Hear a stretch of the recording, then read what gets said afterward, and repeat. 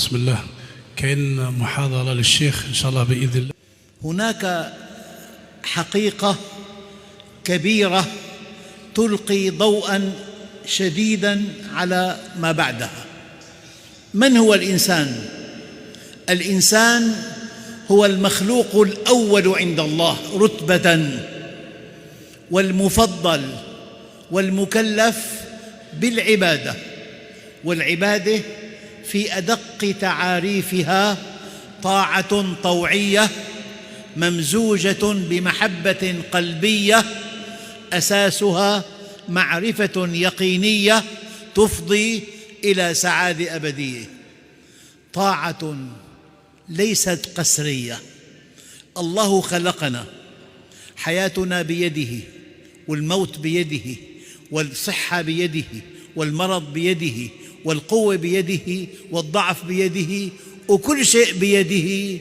ومع كل ذلك ما قبل أن نعبده إكراها، فقال تعالى: لا إكراه في الدين، بل أراد أن تكون علاقة الحب أصلاً في التعامل مع الله. وقد ورد في القرآن الكريم: يحبهم ويحبونه، يحبهم ويحبونه. الحب ميل، فلذلك أرادنا أن تكون علاقتنا به علاقة حب.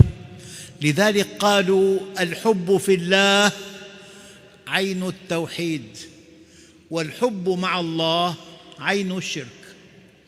الحب في الله أن تحب المؤمنين، العلماء الربانيين، المساجد، العبادة، العمل الصالح، واسعة جداً الحب في الله. أما الحب مع الله أن تحب جهة تمنعك أن تصلي فاستجبت لطلبها. الحب في الله عين التوحيد، والحب مع الله عين الشرك.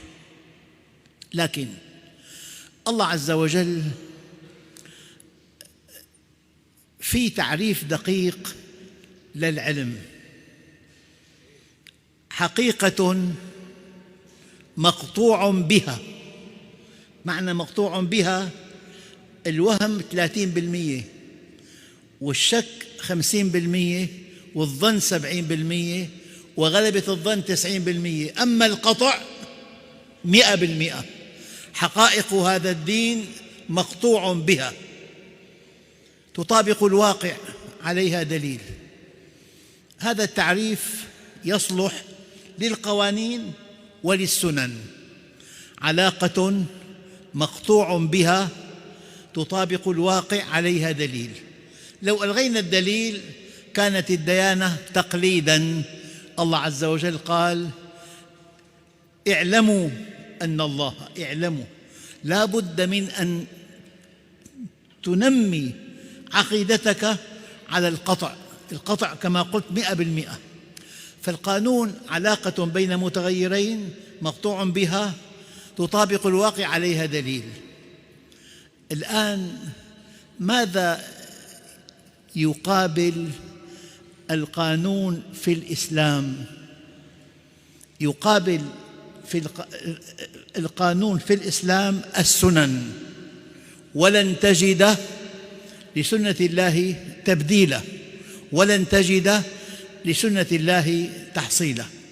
فلذلك قبل أن نتابع في نقطة دقيقة جداً جداً جداً: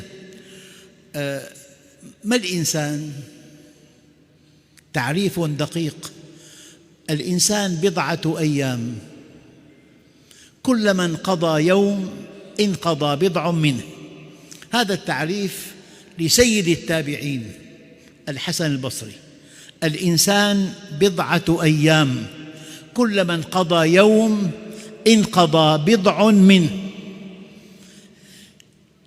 لأن الله عز وجل جعله المخلوق الأول رتبة، والمكرم والمفضل والمكلف بالعبادة، صار الإنسان مكلف أن يعبد الله. والعبادة كما قلت طاعة طوعية ممزوجة بمحبة قلبية أساسها معرفة يقينية تفضي إلى سعادة أبدية.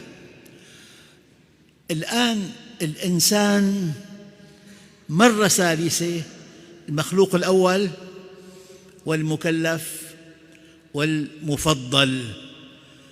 لذلك قال تعالى والعصر، واو القسم، إن الإنسان لفي خسر.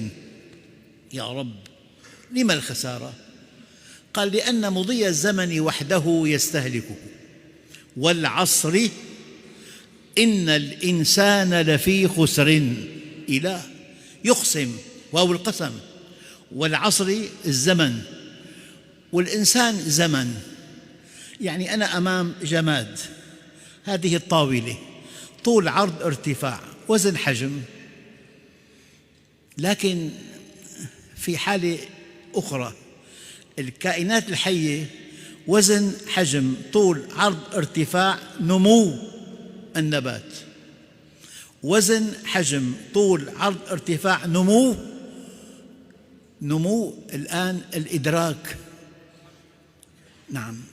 الشيء الثالث الحركة، في كائن يمشي، فالجماد وزن حجم طول عرض ارتفاع، النبات نمو، بقية الكائنات المتحركة حركة. والإنسان، الإنسان له من الجماد وزن حجم طول عرض ارتفاع، له من النبات النمو، له من بقية المخلوقات الحركة، إلا أن الله أودع فيه قوة إدراكية، العقل. أودع الله في الإنسان قوة إدراكية، هذه القوة الإدراكية ينفرد بها الإنسان. إذن صار في عنا وزن حجم طول عرض ارتفاع ثم قوة إدراكية. لو أن الإنسان عزف عن طلب العلم وعاش لحظته وعاش شهوته، ما صفاته في القرآن الكريم؟ كلام دقيق جدا. أموات غير أحياء. قرآن كتاب خالق الأكوان، بس نبضه ممتاز 80 والضغط 8-12 وعند الله ميت. فما لم تعرف الله لست إنسانا، أنت خلقت لمعرفة الله. ابن آدم اطلبني تجدني، فإذا وجدتني وجدت كل شيء، وإن فتك فاتك كل شيء، وأنا أحب إليك من كل شيء. فأول شيء دقيق جدا أن نعرف الله، أن نعرف الله خالقاً ومربياً وفعالاً. إذن النقطة الدقيقة جدا والعصر، واو القسم، إن الإنسان لفي خسر لأن مضي الزمن وحده يستهلك الإنسان. إلا رحمة الله في إلا، ما بعد إلا أركان النجاة، كما قال الإمام الشافعي، ما بعد إلا أركان النجاة كما قال الشافعي: إلا الذين آمنوا وعملوا الصالحات وتواصوا بالحق وتواصوا بالصبر. كلام دقيق جدا، سماها الإمام الشافعي أركان النجاة. الذين آمنوا، الإيمان الذي لا يحمل صاحبه على طاعة الله لا وزن له عند الله. إبليس آمن بالله، ربي فبعزتك. الإيمان الذي يحمل على طاعة الله هو الإيمان المقبول عند الله. إلا الذين آمنوا، آمن بالله خالقاً مربياً مسيراً، آمن به صاحب الأسماء الحسنى والصفات العلى. أراد الله عز وجل أن نؤمن أنه فعال لما يريد. حديث طويل. خالق الأكوان، خالق الأكوان، وهو خلق الإنسان وخلقه لماذا؟ لماذا؟ الجواب قرآني: إلا من رحم ربك ولذلك خلقهم. مقابل هذه الآية لا تقبل بأي نص يخالف هذه الآية. خلقنا ليرحمنا، خلقنا ليسعدنا، في الدنيا والآخرة، خلقنا ليعطينا. فالإيمان بالله كما أراد الله، خلقنا ليرحمنا، إلا من رحم ربك ولذلك خلقهم. فلذلك والعصر إن الإنسان لفي خسر إلا، ما بعد إلا أركان النجاة. الذين آمنوا، يعني لو إنسان معه مرض جلدي معين وعلاجه الوحيد التعرض لأشعة الشمس فقط، فجلس في بيت تحت الأرض، رطوبة عالية جدا، ظلام دامس، وقال بفصاحة ما بعدها فصاحة: يا لها من شمس ساطعة، إن الشمس شافية، كلام لا يقدم ولا يؤخر. معي حقيقة مرة أحيانا أتردد في ذكرها. نحن نملك نصف ثروات الأرض كمسلمين بالتمام والكمال، ونحتل أهم مركز جغرافي في العالم، ملتقى القارات الثلاث، ونملك لغة واحدة وأشياء كثيرة جداً، ولكن الواقع ليس كما ينبغي أن يكون. فلذلك الإنسان حينما يبتعد عن الله يخسر إيجابياته كلها. فلذلك والعصر، واو القسم، والعصر الزمن، والإنسان بتعريف عالم جليل الحسن البصري: بضعة أيام كلما انقضى يوم انقضى بضع منه. وأركان النجاة: آمنوا الإيمان الذي ينبغي أن يكون، وعملوا الصالحات، وتواصوا بالحق، وتواصوا بالصبر. آمنوا بإله عظيم موجود وكامل ويعلم، إله عظيم أسماؤه حسنى، صفاته عليا، خلقنا ليرحمنا فقط.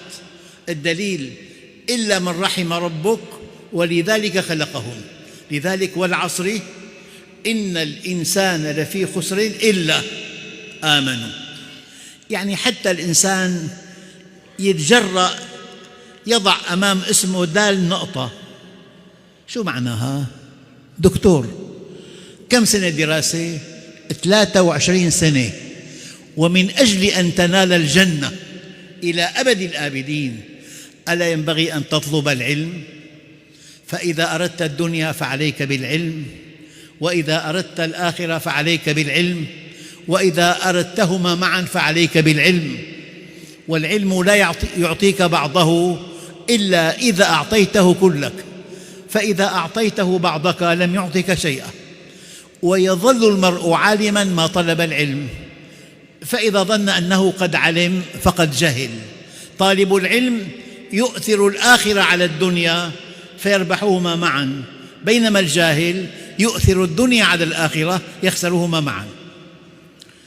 يعني كلمة دقيقة جدا: الشمس تكبر الأرض ب1,300,000 مرة، يعني يدخل في جوف الشمس 1,300,000 أرض، وبينهما 156 مليون كيلومتر. هي من مسلمات علم الفلك. والله قال: والسماء ذات البروج واليوم الموعود. كل تجمع من الكواكب والنجوم كبير جدا اسمه برج. من هذه الأبراج برج العقرب. في بلد بعيد دخلت إلى متحف فضائي، رأيت هذا البرج موصول بخط بين كل نجمة كالعقرب تماما. في بها البرج نجم صغير أحمر اللون متألق اسمه قلب العقرب. دققوا: يتسع للشمس والأرض مع المسافة بينهما. قلب العقرب، هذا الإله العظيم يعصى؟ ألا يخطب وده؟ ألا ترجى جنته؟ ألا تخشى ناره؟ تعصي الإله وأنت سر وجودك. أخواننا الكرام، لا بد من أن نعرف الله في الوقت المناسب.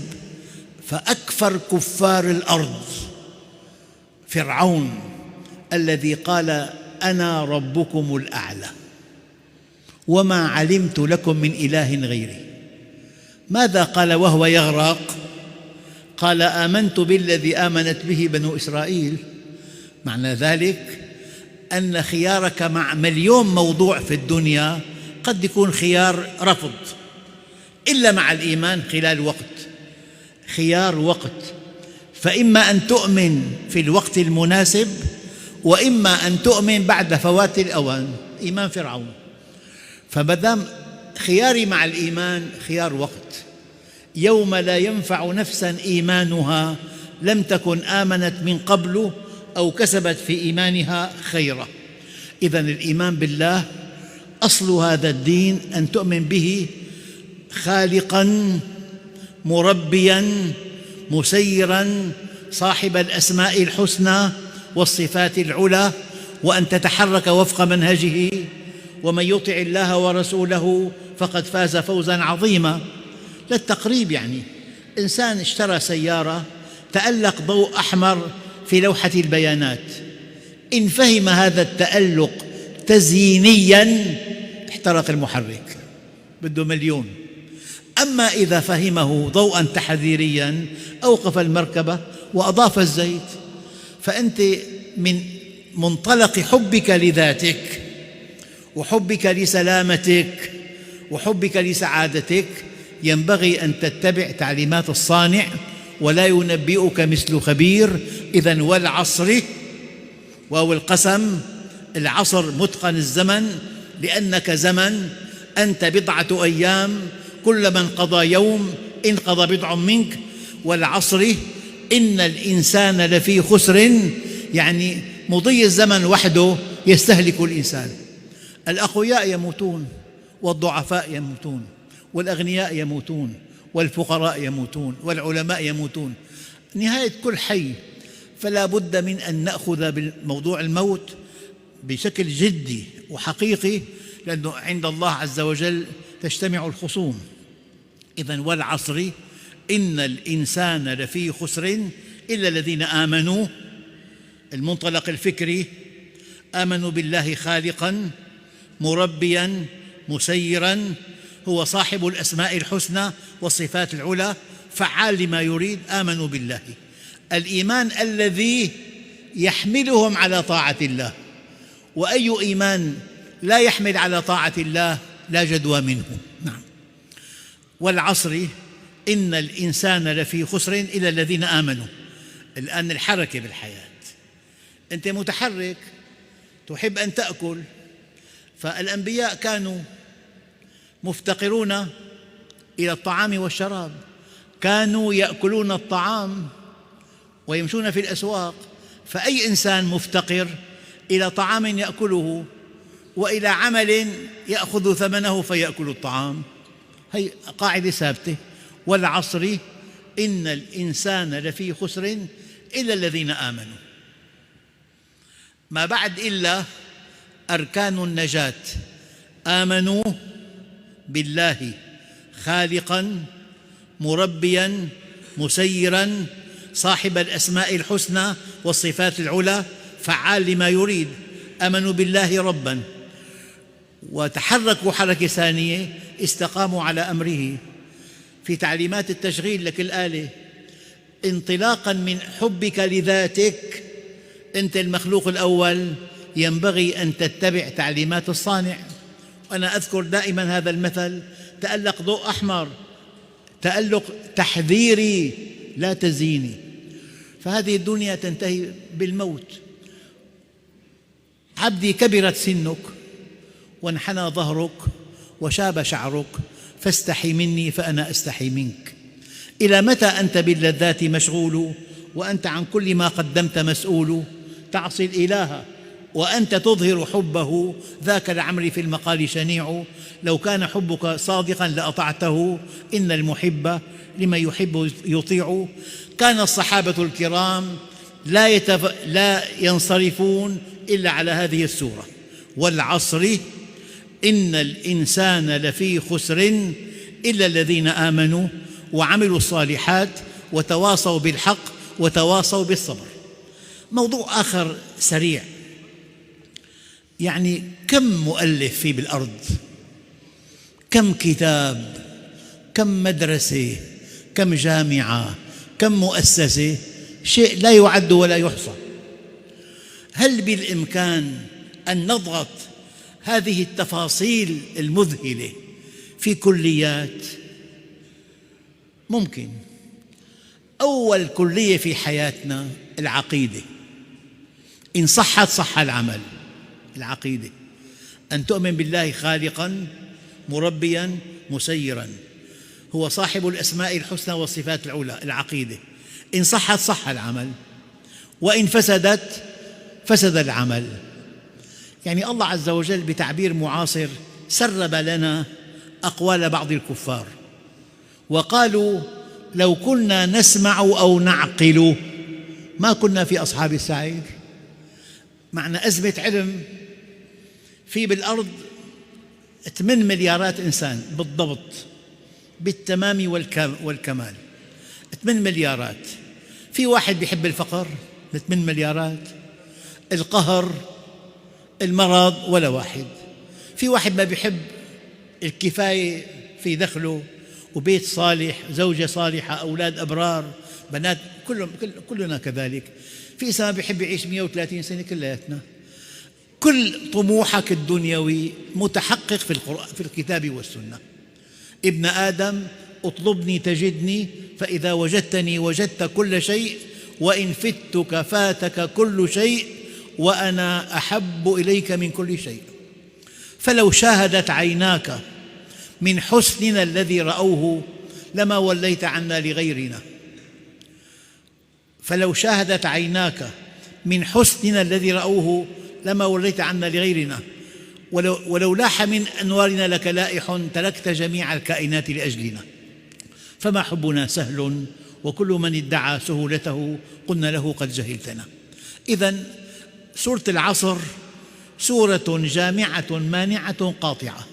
ما كان الصحابة يتفرقون إلا على هذه السورة: والعصر، واو القسم، العصر الزمن، مطلق الزمن، أنت زمن، إلا الذين آمنوا، أركان النجاة، وعملوا الصالحات، وتواصوا بالحق وتواصوا بالصبر.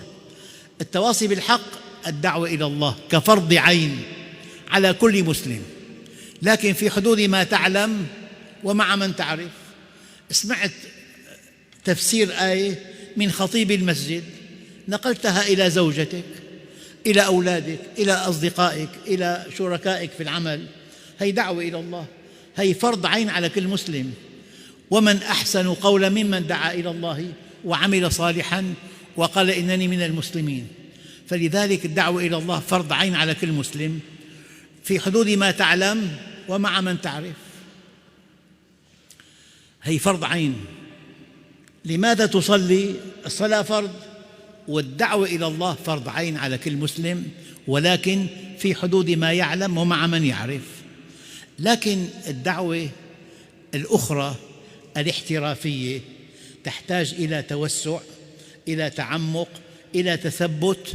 هي فرض كفاية، إذا قام بها البعض سقط عن الكل.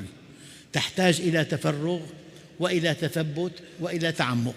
فلذلك أخواننا الكرام، هذا الدين دين الله عز وجل، وهذا الدين نرقى به إلى أعلى عليين، وهذا الدين علة وجودنا الإيمان بالله واليوم الآخر. فكل هذه الكلمات التي أرادها الله أن تكون في هذا اللقاء الطيب يجب أن تحملنا على الصلح مع الله والاتباع لسنة نبيه كي نفوز بأجري الدنيا والآخرة.